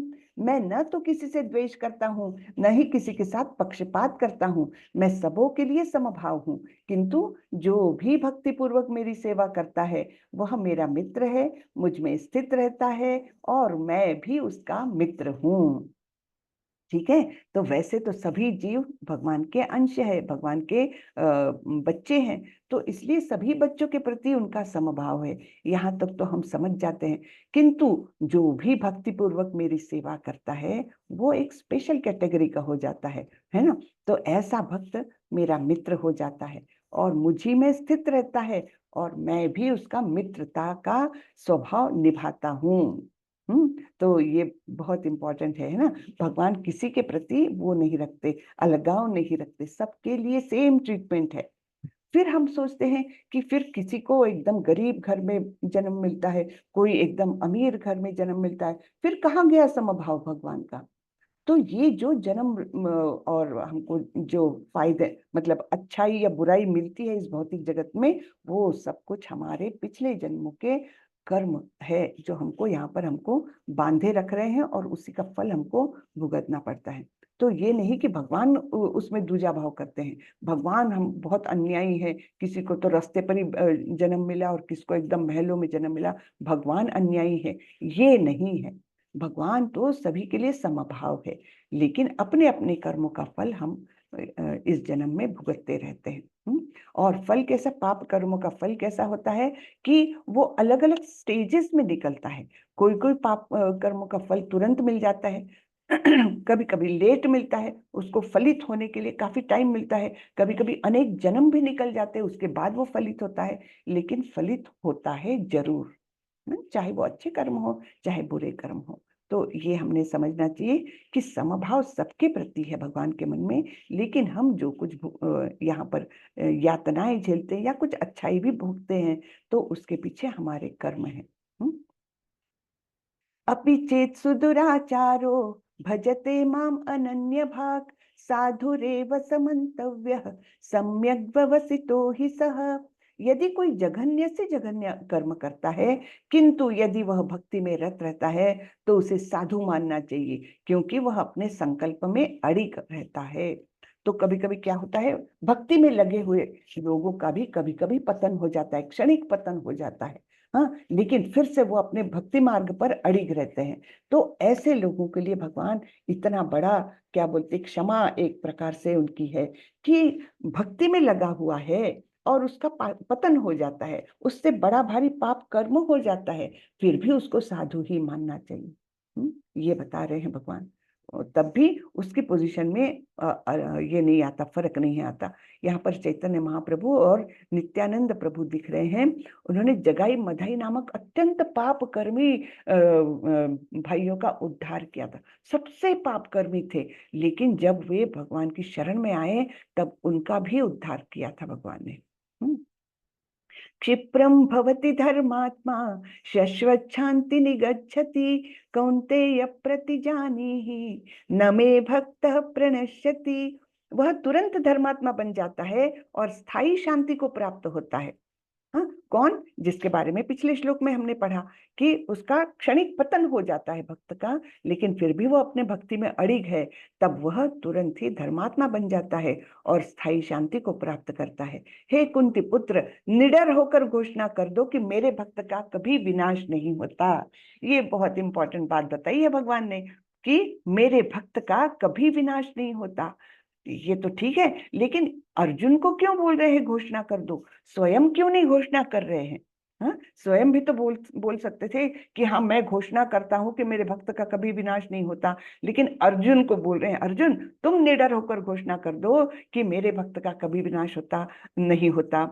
तो ये इसलिए कि देखिए, भगवान अपनी शपथ, अपना संकल्प तो कभी कभी तोड़ भी देते हैं, लेकिन अपने भक्त ने कोई वचन कहे हैं उसको हमेशा उसको सत्यता में उतारते हैं। वो कैसे? हम देखते हैं कि जब महाभारत का युद्ध हो रहा था, युद्ध के पहले कृष्ण ने बोला था कि संपूर्ण युद्ध में मैं शस्त्र नहीं उठाऊंगा, बोला था ना, शपथ ली थी उन्होंने कि मैं शस्त्र नहीं उठाऊंगा, मैं केवल तुमको उपदेश दूंगा, तुम्हारा सारथ्य कर लूंगा, ठीक है, लेकिन मैं शस्त्र नहीं उठाऊंगा। लेकिन जब भीष्म पितामह एकदम बहुत कठोरता से अर्जुन के ऊपर बाण फेंके जा रहे, उसका रथ भी टूट गया, सब कुछ हो गया, तब भगवान ने क्रुद्ध होकर अल्टीमेटली उसी रथ का चक्का उठा करके भीष्म पितामह पर आक्रमण करना चाहा था। उन्होंने उठा करके जोर से भागे थे, और तब अर्जुन उनके पैर से लिपट गया कि नहीं नहीं, आपने शपथ ली है केशव, आप मत शस्त्र उठाइए, और इस प्रकार उनको शांत किया था, है ना। तो अपनी शपथ ली हुई भी उन्होंने तोड़ दी। लेकिन जब प्रहलाद महाराज को जब उनके पिता हिरण्यकश्यपु ने बोला कि कहाँ है तेरे भगवान, कहाँ है तेरे विष्णु, हाँ, तो उसने बोला कि सब जगह है। तो सब जगह है क्या, इस खंबे में भी है? तो बोले हाँ है। तो भगवान ने उस भक्त प्रहलाद का वचन सत्य करने के लिए उस खंबे में से ही अपना प्राकट्य किया था ना। तो इस प्रकार अपने भक्तों का वचन वो हमेशा सत्य करते हैं। तो इस प्रकार ये बोल रहे हैं कि निडर होकर घोषणा कर दो, इसलिए तुम मेरे भक्त हो तो तुम ये घोषणा करोगे तो मैं हमेशा उससे बंधा रहूंगा, मेरी घोषणा तो मैं तोड़ भी देता हूँ। तो ये सुंदरता है यहाँ पर। है ना, कि निडर होकर घोषणा कर दो कि मेरे भक्त का कभी विनाश नहीं होता। इसलिए अर्जुन को बोल रहे हैं, नहीं तो स्वयं क्यों नहीं बोले। हम्म तो ये उसके पीछे का कारण है। माम ही पार्थव्यपाश्रित्य ये पिस्यु पापयोनयः स्त्रियो वैश्यास्तथा शूद्रस् ते यान्ति पराम गतिम। हे पार्थ, जो लोग मेरी शरण ग्रहण करते हैं वे भले ही निम्न जन्मा स्त्री, वैश्य तथा शूद्र क्यों न हो, वे परम धाम को प्राप्त करते हैं। तो जो भी भगवान की शरण में गया वो परम धाम की प्राप्ति कर सकता है।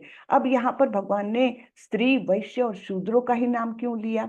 स्त्री तो सभी महिलाएं तो इसके एकदम घोर उसका वो करेगी, अरे भगवान तो पार्शियल है स्त्रियों के प्रति है ना। तो यहाँ पर स्त्री का भी नाम इसलिए लिया और वैश्य और शूद्र का भी नाम इसलिए लिया कि देखिए, स्त्रियां पहले समय में तो कहीं बाहर ज्यादा आती जाती नहीं थी, ज्यादातर उनका समय पूरा घर गृहस्थी में ही बीतता था, है ना। लेकिन जो ब्राह्मण थे, क्षत्रिय थे, वे बाहर जाकर के वो तो अलग अलग माध्यम से भक्ति कर सकते थे, चाहे वे तपस्या ही कर ले, चाहे वे बड़े बड़े यज्ञ भी कर लेते थे, है ना, अलग अलग प्रकार से कर सकते थे। लेकिन स्त्रियों को बाकी वैश्य और शूद्र को भी अपने अपने काम छोड़कर कहीं जाने का वो नहीं था। जैसे लोग संन्यास भी ले लेते थे या उसके पहले वानप्रस्थ आश्रम में भी चले जाते थे, स्त्रियों को ये मौका नहीं मिलता था। तो इसलिए घर में ही रहकर भी अगर वो भक्ति करे, मेरी शरण ग्रहण करे, तब भी परम धाम उनको प्राप्त हो सकता है। इसलिए स्त्री, वैश्य और शूद्र तीनों का नाम यहाँ पर लिया गया है। मन्मना भव मद्भक्तो मद्याजी माम नमस्कुरु मामे वैश्यसि युक्त्वैवम् आत्मानं मत्परायणः। अपने मन को मेरे नित्य चिंतन में लगाओ, मेरे भक्त बनो, मुझे नमस्कार करो और मेरी ही पूजा करो। इस प्रकार मुझ में पूर्णतया तल्लीन होने पर तुम निश्चित रूप से मुझको प्राप्त होगे।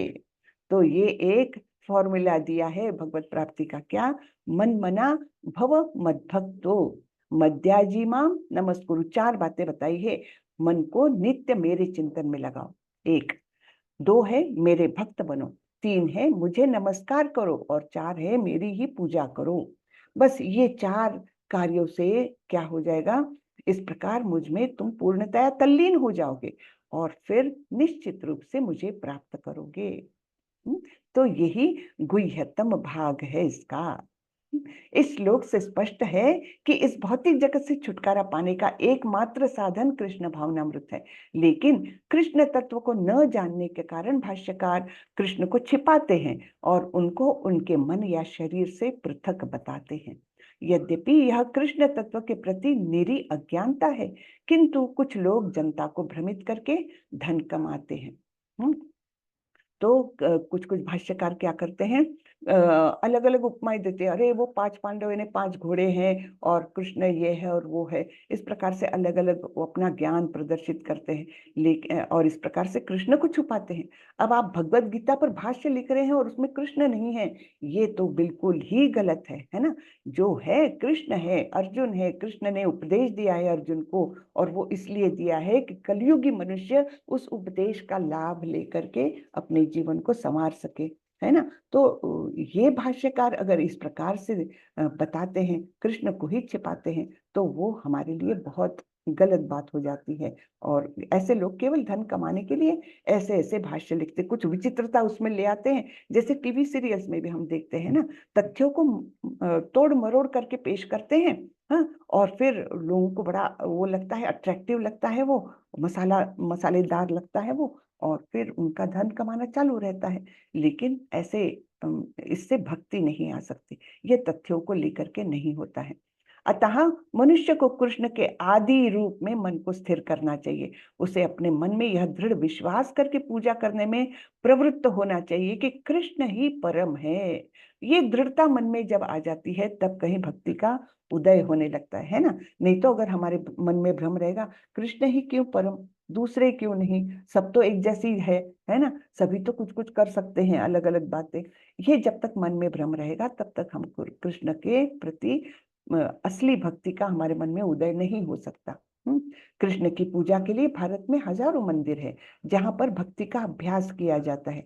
जब ऐसा अभ्यास हो रहा हो तो मनुष्य को चाहिए कि कृष्ण को नमस्कार करे, उसे अर्च विग्रह के समक्ष नतमस्तक होकर मनसा वाचा कर्मणा हर प्रकार से प्रवृत्त होना चाहिए। इससे वह कृष्ण भाव में पूर्णतया तल्लीन हो सकेगा, इससे वह कृष्ण लोक को जा सकेगा। उसे चाहिए कि कपटी भाष्यकारों के बहकावे में न आए, उसे श्रवण कीर्तन आदि नवधा भक्ति में प्रवृत्त होना चाहिए। शुद्ध भक्ति मानव समाज की चरम उपलब्धि है। तो मानव समाज के लिए क्या है, शुद्ध भक्त बनना, ये उसकी टॉप मोस्ट उपलब्धि हो सकती है। बाकी तो सब कुछ भौतिकी है और वो नाशवान है ना, टेम्पररी है। लेकिन जब हम भगवान की शुद्ध भक्ति प्राप्त करते हैं तो निश्चित रूप से हमारा इस भौतिक जगत से हम बाहर निकल सकेंगे, इस ब्रह्मांड को छेद करके बाहर निकल सकेंगे, आध्यात्मिक जगत में जा सकेंगे जहां पर अस्तित्व जो है, सभी कुछ जो है वो अविनाशी स्वरूप का है ना। सुंदरता, सत चित और आनंद। सत्य यानी इटर्नल अविनाशी, चित यानी संपूर्ण ज्ञान, और आनंद यानी ब्लिसफुलनेस यानी आनंदमय वातावरण। सुख और आनंद ये अलग अलग बातें हैं। आनंद बिना कारण के, अहेतु के, अकारण ऐसा उत्पन्न होने वाला, अपने अंदर से उत्पन्न होने वाला, वो आनंद कहलाता है। और सुख हमको कुछ मतलब टेम्पररीली कुछ प्राप्ति हो जाए तो हम अपने आप को सुखी मानते हैं। दुख का निवारण हो जाए उसको भी सुख मानते हैं, है ना। जैसे हमारे कंधे पर थैली है, भार है हमारे कंधे पर, उसको हम दूसरे हाथ में अगर ले लेते तो इस कंधे को सुख मिलता है। वो क्या है, दुखों का निवारण यानी सुख। ये ऐसी परिभाषा की गई है भगवद गीता में। आप अगर तात्पर्य पढ़ेंगे तो वहां पर पता चलता है। लेकिन आनंद क्या है, उसका कोई कारण नहीं रहता और कोई दूसरी चीज पर वो डिपेंड नहीं रहता, वो अपने आप अंदर से आ जाता है ना। तो ये आनंदमय प्रवृत्ति, सच्चित आनंद के बारे में बता रही थी। ये जो है ऐसा अस्तित्व हमको पुनः प्राप्त होता है। वैसे तो हमारी आत्मा सच्चित आनंद स्वरूप ही है, लेकिन वो ढक गई है इतनी इतनी योनियों में प्रवास करने के कारण। हाँ, तो उसका अस्तित्व हम ना तो पहचान पा रहे हैं, ना उसका स्वरूप जान पा रहे हैं, ना वो आनंद की अनुभूति कर पा रहे हैं। ये सब कुछ क्यों होता है, क्योंकि हमने सब भौतिकता से उसको ढक दिया है। चलिए, तो यहाँ पर हमारा अध्याय खत्म होता है। तो समरी में बताया गया है क्या क्या बातें हमने पढ़ी है। तो भगवत का ऐश्वर्य ज्ञान, इसमें भगवान ने बताया किस किस प्रकार राज विद्या राज गुह्यम पवित्रमिदम उत्तमम सुसुखम कर्तुम व्ययम, है ना, कि किस प्रकार सुख पूर्वक इसे संपन्न किया जा सकता है। और ये सभी विद्याओं का राजा है और सबसे गुह्यतम है, यानी सबसे ज्यादा गोपनीय ज्ञान यही है। फिर ways to approach Krishna, Krishna को कैसे हम अप्रोच करें, सततम कीर्तयंतो माम, भगवान का सतत कीर्तन करके। फिर स्वीटनेस ऑफ एक्सक्लूसिव डिवोशन, तो उसमें बताया गया है मनमना भव मद भक्तो मद्याजीमाम नमस्कुरु मामी वैश्यसि युक्त्वैवं आत्मानं मत परायण। तो ये बताया गया। हरे कृष्णा। आज का अध्याय खत्म हुआ, किसी को कुछ पूछना है तो पूछे। हरे कृष्णा। सुधीर प्रभु। हरे कृष्णा माता जी, दंडवत प्रणाम। दंडवत प्रणाम। माता जी, ये जैसे नवदा भक्ति थी ना, जी। तो श्रवणम का भी सबका समझ में आया। श्रवणम देवहूति से, पुत्र से ज्ञान प्राप्त किया। भगवान अर्जुन से भी कह रहे हैं श्रवणम तो सुनो। सबसे पहले हम अपना मुंह से जो हाँ, हरे कृष्ण भगवान महामंत्र का बोलते हैं वो सुनो। सुनते हैं, वो तो सबसे पहला श्रवणम, उत्तम हाँ, श्रवणम वो है ना। तो फिर और सब ज्ञान समझ में श्रवणम तो आया। अलग बात है। जी बोलिए। ये इसमें जो है, ये अर्चनम और वंदनम में क्या अंतर होता है, और इसके उदाहरण बताइए माता जी कृपा करके। अर्चनम और वंदनम में हम्म, अच्छा, उसके उदाहरण ना। हाँ। अर्चनम तो पूजा करना, हाँ, पूजा विधियों का अनुपालन करना है। पूजा विधि से हम भगवान को स्नान कराते हैं, उनके वस्त्र सुंदर सुंदर पहनाते हैं, उनको आभूषण पहनाते हैं, है ना। और वो अर्चनम हो गया। वंदनम यानी नमस्कार करना, अच्छा। पूर्णतः शरणागत के स्वरूप में जो नमस्कार होता है, दंडवत जिसको कहते हैं, उस प्रकार से नमस्कार करना। तो इसके उदाहरण मुझे याद नहीं आ रहे हैं। पहला तो श्रवणम का उदाहरण तो हम परीक्षित महाराज का ले सकते हैं। परीक्षित महाराज ने संपूर्ण भागवतम सुना, है ना, तो श्रवणम के माध्यम से ही उनका उद्धार हो गया। फिर श्रवणम कीर्तनम, कीर्तनम में हम नारद मुनि का देख सकते हैं, सतत कीर्तन करते रहते हैं वे। फिर अर्चना मुझे लगता है पृथु महाराज का है, पृथु महाराज का उदाहरण दिया गया है, पृथु महाराज है ना। हाँ, और वंदनम किसका है? अक्रूर का माता जी। किसका? अक्रूर का। अक्रूर, हाँ अक्रूर, करेक्ट।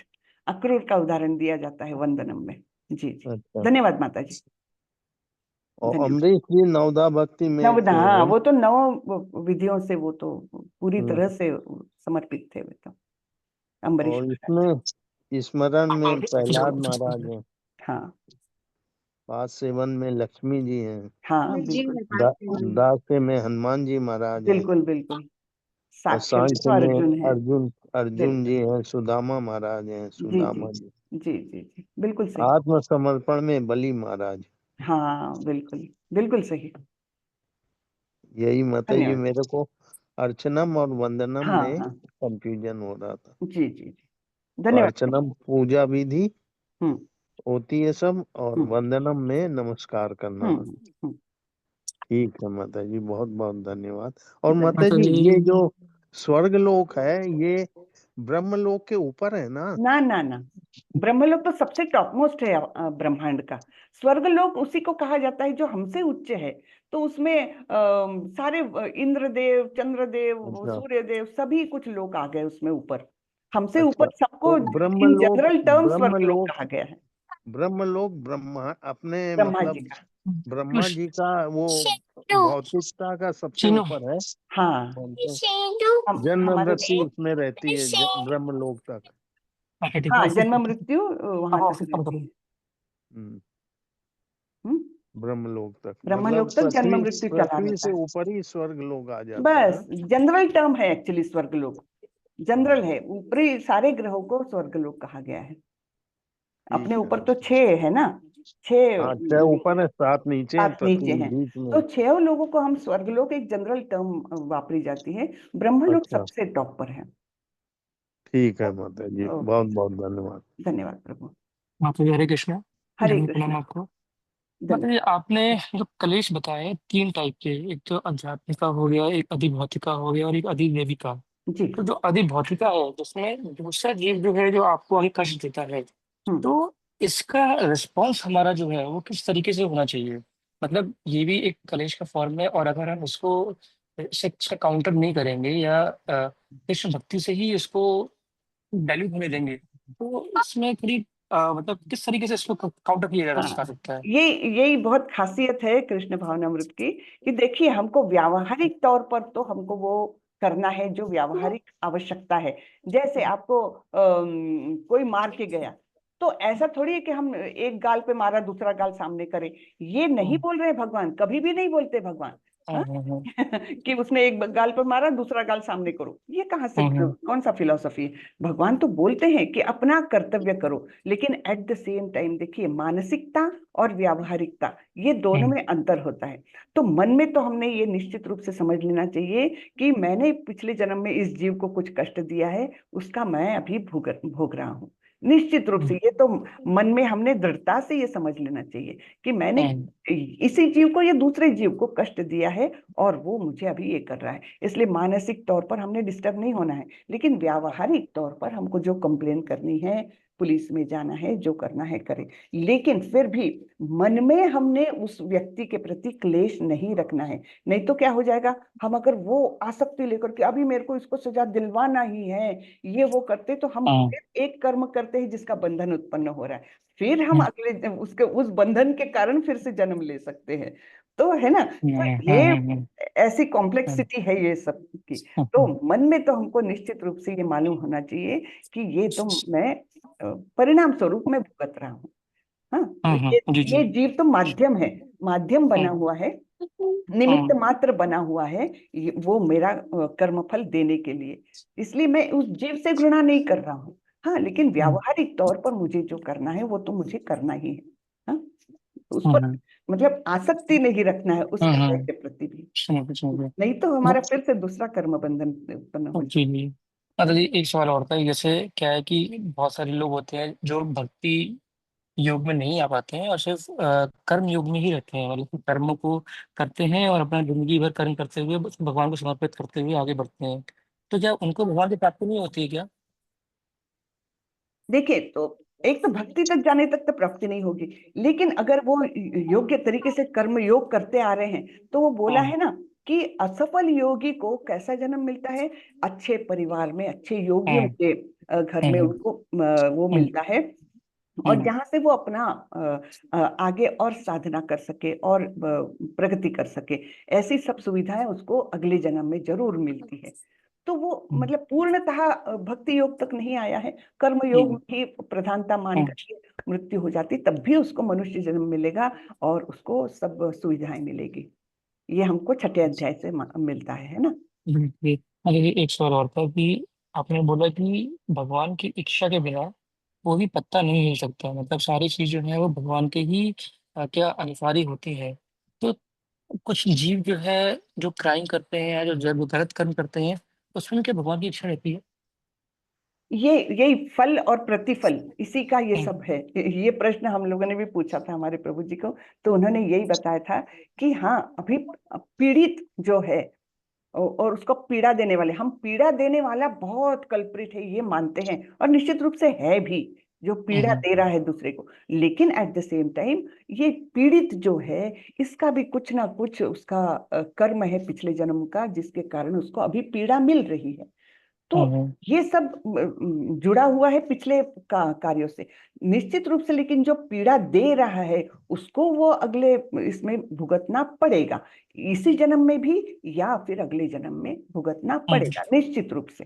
तो ये क्या होता है, ये बहुत लंबी टाइम स्केल है भगवान की। हम तो इतना सा पार्ट देखते हैं उसमें, और फिर हम हम्म। अपने उसमें से निष्कर्ष निकालते रहते हैं, है ना, कि अरे उसने हम्म। इसको बहुत पीड़ा दी और ये समाज बहुत दब रहा है, वो समाज बहुत आक्रमण कर रहा है, ऐसे ऐसे ये होता है। लेकिन अल्टीमेटली अगर हम भक्ति के तरीके से सोचे, तो कोई भी पीड़ा किसी को नहीं दे सकता जब तक भगवान का अप्रूवल ना हो। और भगवान तभी अप्रूवल देंगे जब उसका कर्म बंधन ना हो, है ना। तो पीड़ित व्यक्ति का भी कुछ ना कुछ पिछले जन्म का कर्म हम्म। बंधन है, और पीड़ा देने वाला एक निमित्त बन रहा है, लेकिन वो हम्म। पीड़ा देने वाला फिर अपने लिए एक कर्म बंधन उत्पन्न कर रहा है ना। मतलब समझ गया, तो एक ये सवाल और। कॉम्प्लेक्सिटी है, काफी कॉम्प्लेक्सिटी है, लेकिन है हाँ। सही, भगवान के हम्म। रचना ही ऐसी है। मतलब ये एक सवाल और था, जो जो भी भक्ति करते हैं या जो भगवान को जो पूजा अर्चना करते हैं, उनकी दो तरीके के लोग होते हैं। एक जो है जो मैरिड है ना, जो अपनी जो भी गृहस्थी लेके करने की कोशिश कर रहे हैं, और एक है अनमेरिड। तो भगवान के लिए इसमें किसका स्थान ज्यादा प्रिय है, या दोनों ही एक ही जैसे हैं उनके लिए? देखिए, व्यक्ति चाह तो उसमें कोई फर्क नहीं है। हाँ, हम्म। व्यक्ति आप हम्म। सिंगल है या मैरिड है, व्यक्ति में कोई फर्क नहीं पड़ता। हाँ, लेकिन अगर हस्बैंड वाइफ दोनों बिल्कुल एक मत से भक्ति कर रहे हैं, तो वो हम्म। बड़ा सुंदर वो हो जाता है, योग हो हम्म। जाता है ना। हम्म। हम्म। और मतलब ऐसे घर में निश्चित रूप से फिर भक्त का ही पदार्पण होता है, और उनकी गृहस्थी एक अलग ही तरीके से, सुंदर तरीके से चलती है। तो दोनों का हम्म। लेकिन एक जैसा विचार होना चाहिए। ऐसे लोग हैं हमारे मंदिर से जुड़े हुए हम्म। लोग हैं। एक तो बहुत युवा व्यक्ति जो 5 साल से अभी जुड़े हुए हैं, उन्होंने भी ऐसे एंगेजमेंट करने के पहले ही उनकी होने वाली पत्नी ने भी दीक्षा ले ली, वो भी इसी मार्ग में आ गई, और अभी अभी शादी हुई है। दोनों ने तय किया है हम मंदिर के पास ही घर लेंगे, वहीं पर कुछ, दोनों भी आईआईटी के हैं, ऐसे वैसे नहीं है, दोनों हम्म। भी आईआईटी के हैं। हाँ, और उन्होंने तय किया है कि बस यहाँ पर जो आसपास जो कुछ सर्विस नौकरी मिले उतना ही धन लेंगे, बाकी पूरा सेवा करेंगे मंदिर की। अब देखिए उनका कैसा सुंदर उनका वो दाम्पत्य जीवन होगा, है ना। बिल्कुल मैम। मतलब ये मतलब स्वर्ग के समान है दोनों की, ये की अभी हाँ, शब्दावली की ये जैसी हो बहुत, गई। हम्म। तो ये तो मतलब मतलब एक सवाल और था कि एक आपने शब्द बोला बीच में कि गोपियों के साथ रास करते हैं भगवान श्री कृष्ण। रास का मतलब क्या होता है माधव? रास ने वही नृत्य को ही कहा गया है, रास लीला, अच्छा। है ना। नृत्य जो उन्होंने गोपियों के साथ किया है, उसी को रास लीला कहा गया है। रस भरी लीला, जिसमें बहुत रस भरा हुआ है, ऐसी। ठीक है ना जी।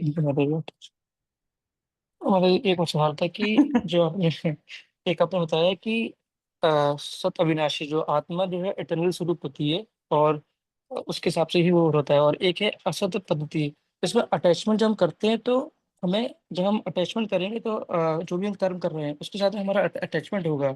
तो उस अटैचमेंट को कम करने के लिए क्या जो भगवान की भक्ति है वो ही एक ऑप्शन है? बिल्कुल, भगवान की भक्ति ही एक ऑप्शन है, क्योंकि भक्ति के बिना हम अपना स्वरूप नहीं पहचान सकते। और हमारा अस्तित्व कैसा है, ओरिजिनल अस्तित्व है ना, जिसको हम्म प्रभुपाद जी शब्द इस्तेमाल करते, कॉन्स्टिट्यूशनल पोजीशन ऑफ हम्म जीव, हम्म है ना, हम्म वो हमारे हम्म असली हमारा स्वरूप कैसा है वो नहीं जान पाते, और इसलिए फिर वो अटैचमेंट बढ़ती है। जब हम अपना हम्म असली स्वरूप जान पाएंगे तब डिटैच होते जाएंगे, और भक्ति के ही माध्यम से होता है वो। जी मतलब, अभी एक आखिरी सवाल है। ए, जो हम लोग खाते हैं उसको हमें भगवान को ऑफर करना चाहिए, तो वो जो हम भगवान को ऑफर करें या अर्पण करें, तो एट टाइम्स ऐसा भी होता है कि ऐसे मैं कुछ खा रहा हूँ तो मुझे बस एक ये आती है कि मैं भगवान को ऑफर करूँ, मैं हाथ जोड़ता हूँ और भगवान को कहता हूँ कि आप भी इसको खाइए, प्रसाद पाइए। एक ये तरीका है, और एक ये तरीका है कि हम उसको लेके पूरा जो है मंदिर में लेके जाए और जो भी हमारे है उनको हम ऑफर करें, और उसके बाद उस भोग को उस भोग में मिला के खाएं। तो दोनों में मतलब कभी कभी ऐसा भी होता है कि टाइम नहीं है जो है, तो सीधे भगवान को बस ऐसे ऑफर कर दिया, तो दोनों में मतलब कि ज्यादा बेटर क्या है, कैसे करना नहीं चाहिए? नहीं, भगवान को तरीके से, उनकी थाली एक तो अलग रहना चाहिए, उनके सब कुछ खाने का वो अच्छा दूसरों अच्छा। में मिक्स नहीं होना चाहिए। उनकी ओके। थाली, कटोरी, ग्लास, जो कुछ है एकदम हम्म अलग रहना चाहिए। हाँ, और उसमें आप जैसे ही खाना बना, उसमें थोड़ा थोड़ा थोड़ा अच्छे से परोस करके भगवान के सामने रखिए, प्रार्थना करिए। हम लोग तो कैसे करते हैं, हम लोग तो हमारे गुरु को पहले, फिर प्रभुपाद जी को, फिर चैतन्य महाप्रभु को, और फिर भगवान को, इस प्रकार से वो अर्पण करते हैं। उस पर पानी फेरते हैं और अपवित्रो पवित्रो वा वो सब मंत्र बोलते हैं, और हम्म उसके बाद हाथ जोड़ करके वहां से दूर हो जाते हैं। एक 5-7 मिनट वैसे ही रहने देते हैं, उसके बाद उठाते हैं और फिर सारे खाने में वो मिला देते हैं, जैसे सब्जी में सब्जी हम्म डालते, दाल में डालते, हम्म है ना, वो सब हम्म मिला देते हैं, तब वो पूरा फिर प्रसाद बन गया, और तब वो ग्रहण करना चाहिए ऐसे। हाँ? बहुत बहुत धन्यवाद आपका। हरे कृष्णा। हरे प्रणाम। कृष्ण। हरे कृष्णा। तो चलिए आज यहीं पर खत्म करते हैं। हाँ, वाचाकल्पतरुभ्यश्च कृपा सिन्धुभ्यैव च पतितानां पावनेभ्यो वैष्णवेभ्यो नमो नमः।